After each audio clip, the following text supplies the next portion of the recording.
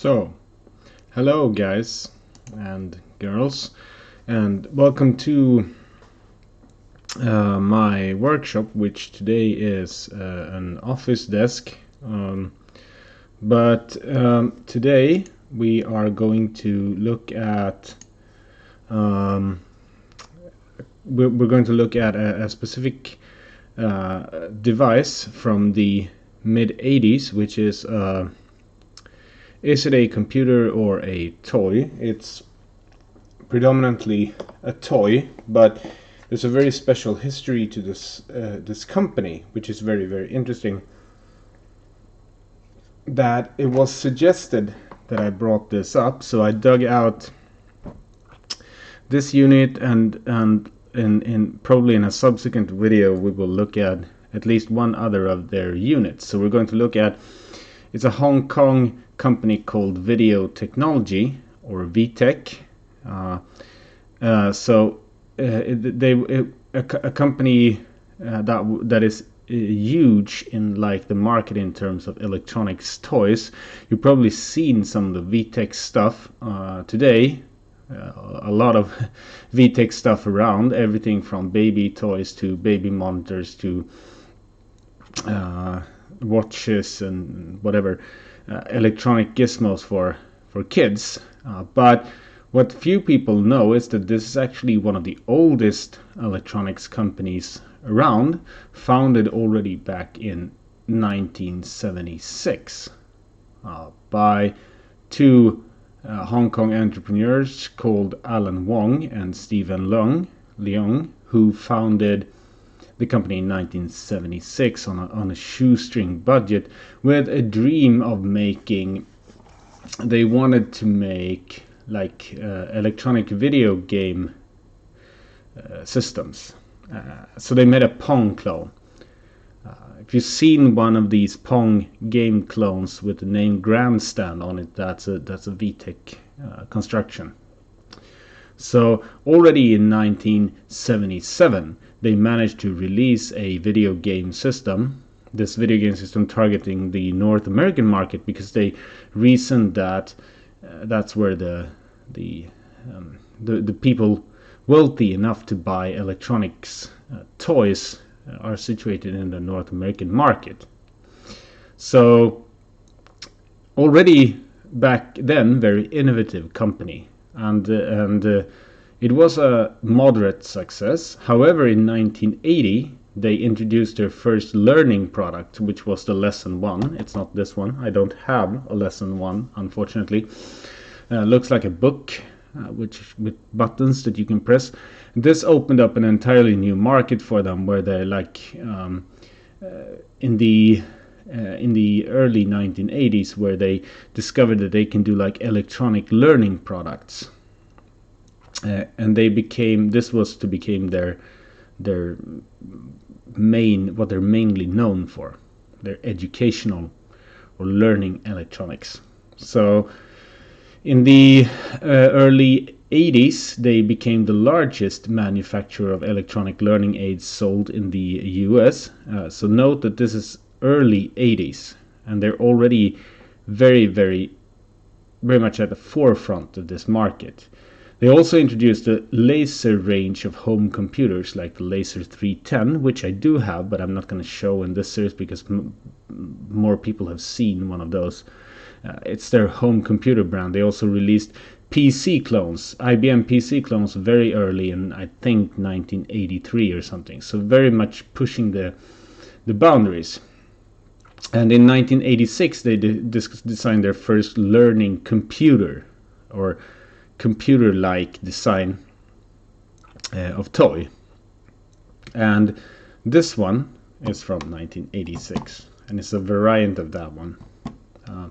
So this is one of the earliest. This is not a laptop design, this is a tabletop design. We'll see more of this unit later. This is one of their earliest learning computers. They call them computers. It's a bit of a stretch, but we'll see. You'll see that why that's a bit of a stretch later on. So in the 90s they started doing regular laptops as well for business use, like often miniaturized laptop, very, very small, what we would today call notebook computers, for instance. Very, very early in that market segment. Became the biggest producer of cordless phones, like regular landline phones, cordless landline phones. They also made lots and lots and lots of learning electronics and baby monitors and all kinds of stuff. Very, very mega big company in the electronic space. But learning has always been their big core thing. So in 2004, what they are probably most known for, and what you will probably remember them for most likely, is the V-Smile.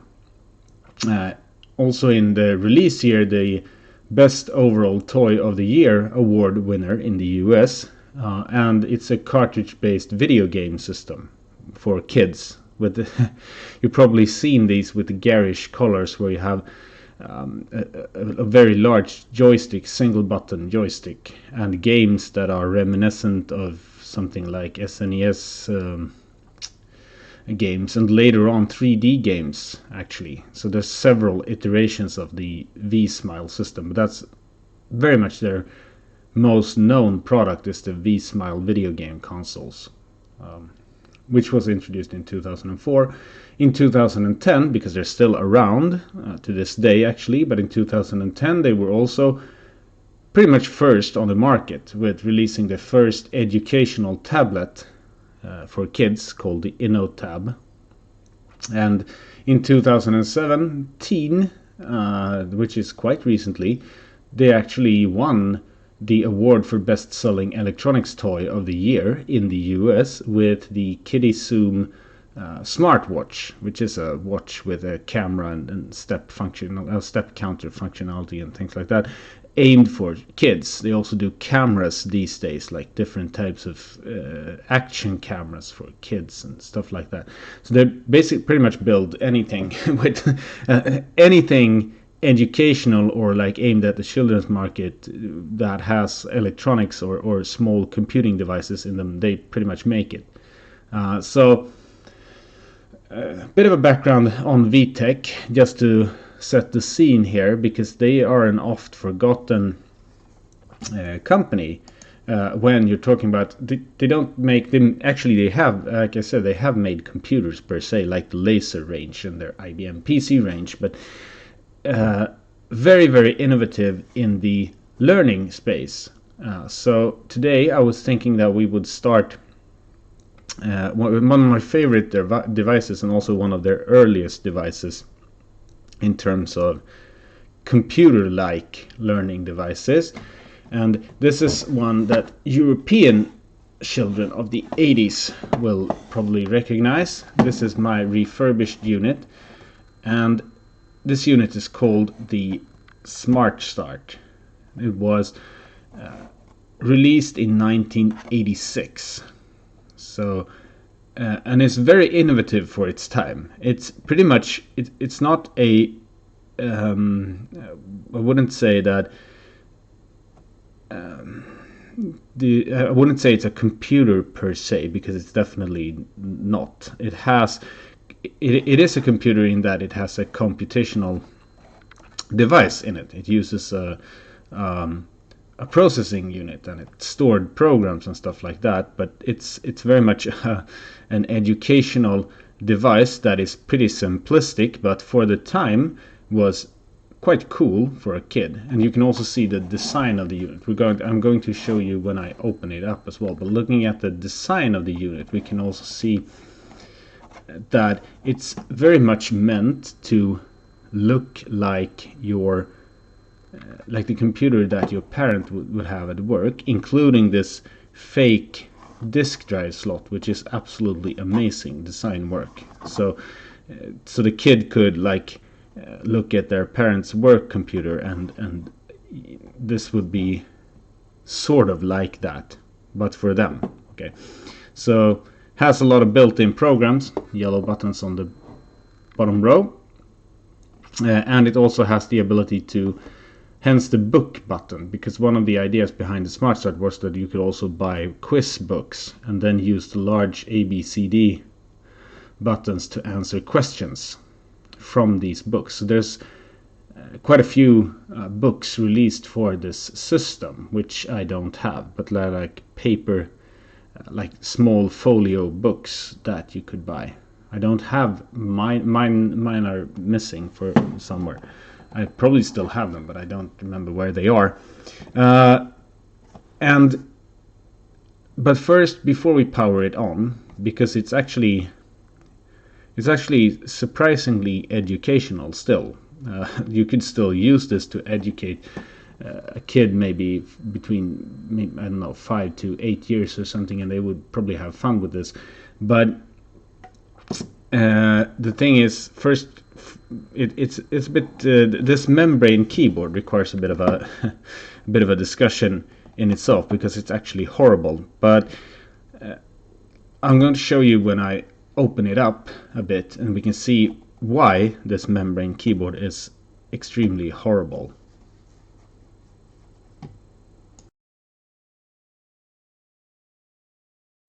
So let's look at what's inside of it. So here's the unit, and I've unscrewed the screws at the bottom. So we're gonna slide this thing over here maybe so we can see. And if we open up the unit, we can see that there's not much to it. There's not much inside of the unit.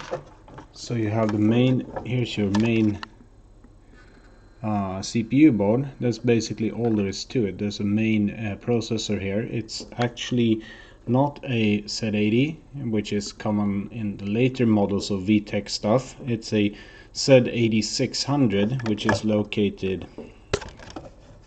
right here. And the 8600 is what we today would call a microcontroller. The unique thing is that the programs that you want to run are etched into the chip at manufacture time. So they're set on the chip. So it has 2 kilobytes of ROM for program storage, which is completely static and included in the chip, which is where the programs reside that this thing runs. And that's basically it. Apart from that, I'm not going to unscrew this thing because there's a ribbon cable and stuff here, which was kind of tricky to get back into position once when I refurbished it. So I'm not going to do that now. But apart from that, there's the LCD driver, or the display driver, which is here, and that's basically all there is to it. So this is not. That's basically all there is. So there's the chip and the display driver, right? So, and there's this hideous membrane keyboard, which I'm going to show you here. This is a sandwich style keyboard. So you have the screws on the bottom, which will hold all of these layers together. And then there's just a membrane at the bottom with the different keys on them, a membrane matrix. This is actually has no feel to it at all. It's completely flat. It's just a sandwich layers with this overlay cut out here, and that's basically all there is. So there's this 8600. It was called. It was marketed as a computer on a chip, but today we would say microcontroller, with its built-in 2 kilobyte ROM program set, which is programmed at the factory for what this thing runs. Okay, so that's basically all there is to it inside the machine. Not a lot, which is to be expected. There's also a speaker up here where the cables go to, which is what makes the beeping sounds. So the controller, this microcontroller, the Z8600 series controller here, does all of the work in the unit. And there's, of the 2 kilobytes of ROM that the machine has, there's about 1.6 kilobytes of program data on the chip that you can determine by hooking up the chip to an external. You can see where the program ends. So that's basically it. So it has like leaf or switch sandwich style membrane keyboard, hideous keyboard, ugly form pressed plastic case, and this microcontroller unit and a display. So that's basically what this thing consists of. So thanks to the magic of video editing software, we're also back and with a nice less than smooth cut, so we can start looking at how to use the device itself, and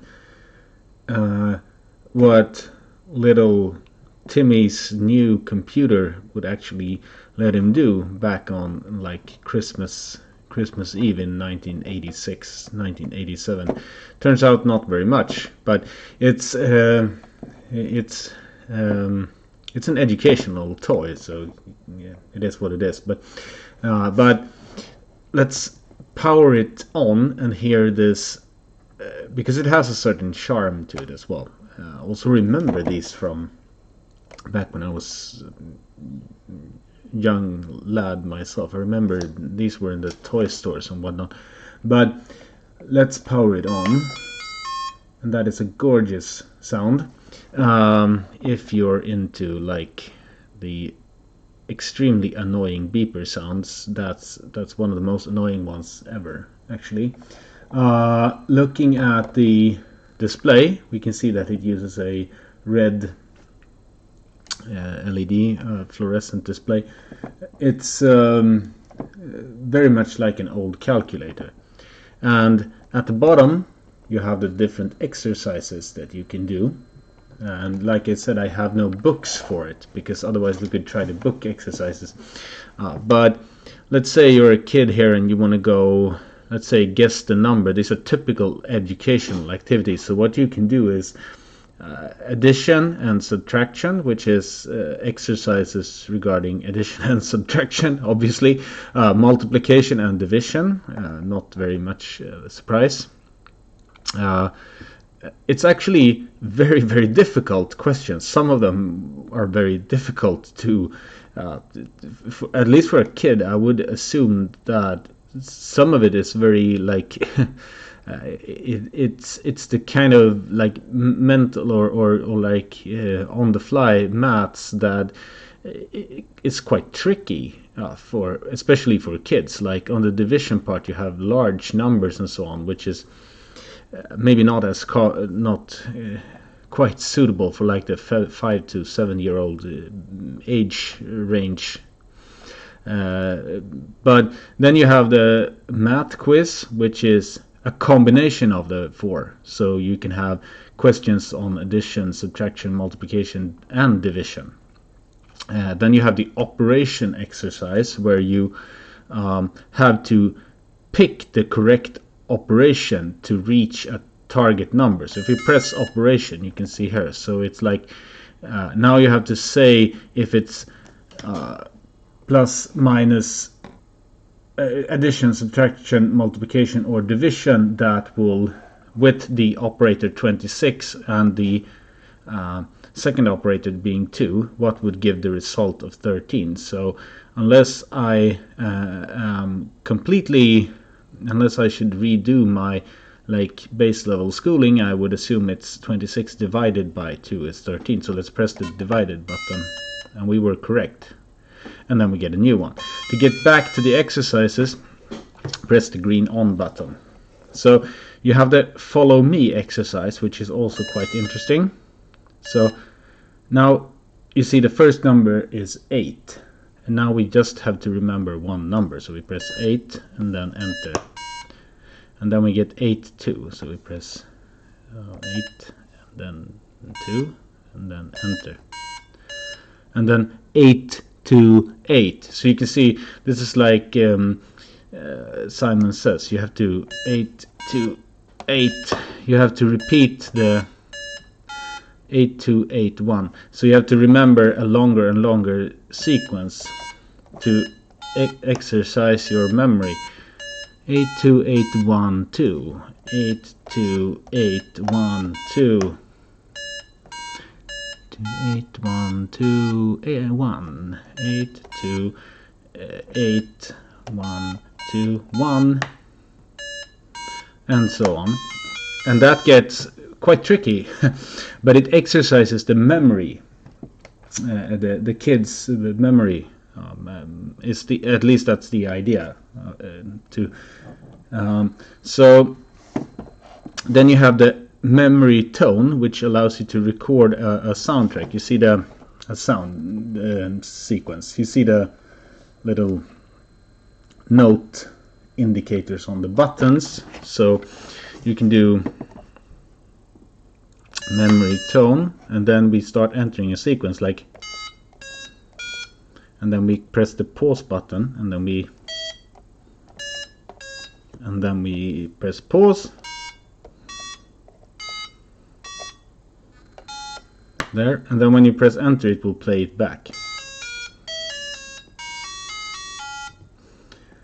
This is by far the feature I like the most, because this can actually consume large amounts of your time just playing around with this thing.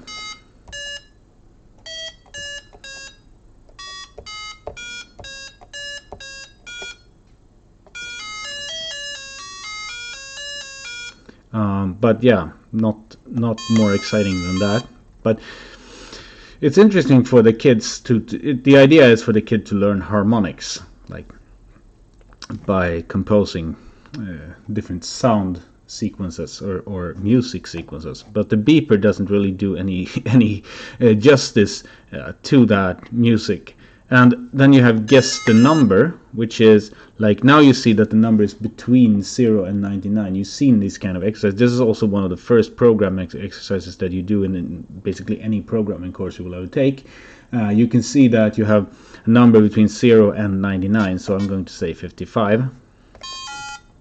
And that was wrong. So the number is between 0 and 55. This is the way it doesn't tell you it's less than what you entered. It updates the range. So now you know it's between 0 and 25. So let's write 25, and you'll see, yeah, so it updates the lower range now. So it's between 25 and 55. So say 35. Let's go with smaller increments. Between 25 and 35. So we get 30 maybe, which is smack in the middle, which is wrong. So it's between 30 and 35. So 33. You can see my strategy here. So it's between 30 and 33, so 50% chance, let's say 31. That's wrong. So then between 31 and 33, so we basically exhausted all the options except for 32. And now you will get a score for how many, now we get a score of 40, so the score will be better with fewer tries, as few tries as possible. Then you have the quiz books, of course, like I talked about later, where you use the A, B, C, D, the colored buttons to answer questions from a book, and then you enter the book. If you press the book button, it wants to have a book number. So say 2, and there is no such book. So there's a code on the book that you enter that allows it to go into that program. So they are predefined. It's not like the book is software that you plug in. It's just a book for software that is already predefined in the machine. So if you find a PDF of the book, you could use that. For instance, because it's just where you read the questions and answers, and then you use this machine for whatever reason, because you could have just added the correct answers to the back of the book. Instead, you enter them into this machine and you get the score. Predefined is a predefined program, so the books had to be made before you made the program and entered it onto the chip in the device or in the unit. And then like I said, some of the division questions could be quite tricky, like 84 divided by 3 here. That is not an easy question if you're like 5 years old. Same thing with the multiplication thing. Look here, 64 times 3, which is also not an easy question for a kid in like the 5, 6, 7-year-old range, which this is targeted at. So I would say that it's quite a challenging set of exercises. But one of the things with this device, of course, it's extremely cute on your desk because it looks like an 80s PC, complete with, like I said, a fake disk drive and everything. It also plays little beeps and flashes cool things. So it's a decorative device, but it eats batteries like crazy. First of all, so you have at the bottom here you have space for the battery compartment there. So you have size C batteries. It's 6 of them, which it chews through quite rapidly for the little that it actually does. So not sure why that is. Probably inefficiency in like the ship or something, because it only has, like I said, it only has one chip really, which does all the work. So I really don't know how that could consume such amounts of power, but apparently it does. So there's not much else to it. But another really pet peeve of mine about this thing, apart from I like this thing, it's and actually kids could actually learn something from it. So it's not like it's entirely useless today. Because kids can, like, the different types of exercises are, while simplistic by today's standards, are actually helpful. They actually teach something that is useful. Like, you can actually learn something from it by doing these exercises, and the kids like it. I tried it on my kids. They love this thing because it's simple, it's direct, and my daughter, who's 7 or 8 years old now, she really liked this thing.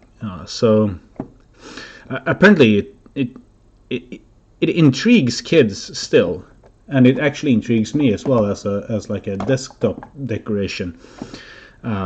Is it a computer? Yes, but it's a very limited one, and you cannot make. They did like devices like this one, which were actually more completely functional, which had like basic interpreters and things like that, which you could actually program like regular computers, and of course the laser range of actual home computers. But this one is, you can't make this into that, because this doesn't use the Z80 CPU that they used in later things. It uses the Z8600 as I mentioned before, which is a static. It's pre-programmed at the factory, and it uses that microcontroller design around that system, that complete system chip. So you cannot really do anything with it except for this. Also, the fact that it has like 128 bytes of RAM or whatever also makes it quite useless for any general purpose computing. But you can call it a single purpose computer. But a super annoying thing is that this would be the world's greatest like desktop calculator to have at your on your desk at work, because it's like the design is absolutely gorgeous, of course, and you have all these calculator buttons, or you have all the like the numbers, and you have all of the operations, the operators there. The only thing this uses the operator buttons for are for the operations exercise, where you pick the operation. This is like completely I just don't understand this, because they have everything here. They have a chip and a display, which is basically a calculator, yet they omit the functionality, the function of a calculator. This cannot function as a calculator. And why that is completely beyond me, because it would also fit the educational narrative. Like, you cannot enter numbers here, you can only press the exercise buttons. If this were to function as an actual calculator, which it obviously could, because it has also all the capabilities of a calculator, as you could see from the exercises. It's just that you cannot use it as a calculator, which to me is like a huge oversight, because this is basically a calculator. It's just that they have all the functionality, all the buttons for it, to use it as a desktop calculator, which the kids would have also loved. But for some reason it doesn't have the calculator ability, at least not to my knowledge. It doesn't. But so that's a huge oversight. But design-wise, this is a very nice peculiarity, a very nice oddity. If you were to buy one now, there's not much use for it, unless you are, like I said, a kid in the 5 to 8-9 years old range, age span, in which case this is actually still a viable educational thing. Like, you could still use this, especially if you had the books for it, because then you could actually spice up the quiz exercises a bit with using this device and so on. The design itself will of course be lost completely on kids of today, because they will not get the... If you buy this for them and say, hey, it looks now you have like your own version of like Dad's work computer, they won't get your point, because this is this is not what Dad's work computer looks like now in 2022. But so that part will be completely lost on them, of course. But the educational exercises is very much still useful. But that's about all I'm going to say about this device, because there's not much else to it. We're going to look at least one more VTech device, which I've refurbished, and like maybe two more, but at least one more, which is more advanced devices. But yeah, so that's it for now, and thanks for watching this little oddity.